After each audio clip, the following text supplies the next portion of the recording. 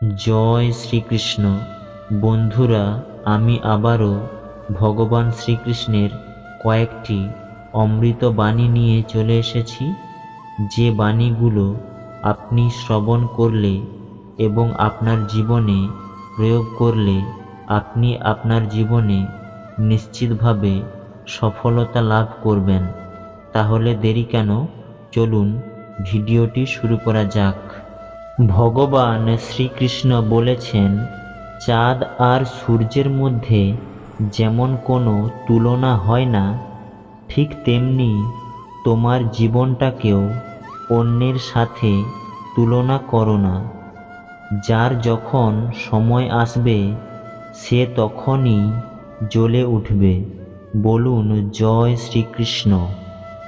তিনি আরও বলেছেন, ধীরে চলো, শান্তি পাবে, অহংকার ছাড়ো, সম্মান পাবে, ভক্তি করো, মুক্তি পাবে, বিচার করো, জ্ঞান মিলবে, সেবা করো, শান্তি পাবে, সন্তুষ্ট থাকো, সুখ পাবে, সহ্য করো, দেবত্বের অধিকারী হবে।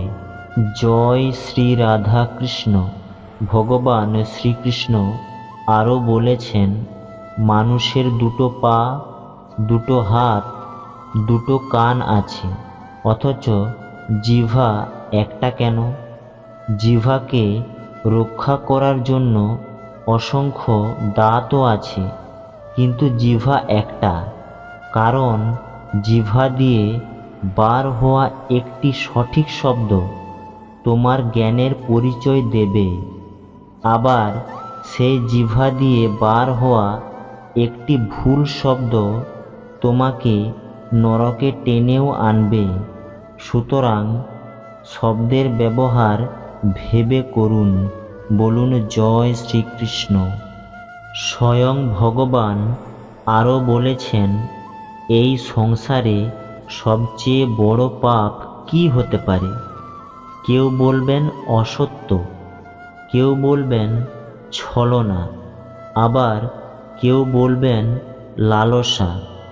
না, সংসারের সবচেয়ে বড় পাপ হলো নারী জাতির অসম্মান, নারীর মান ভঙ্গ করা।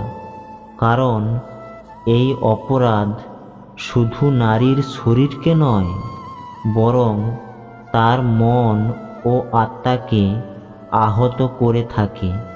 বলুন জয় শ্রীকৃষ্ণ।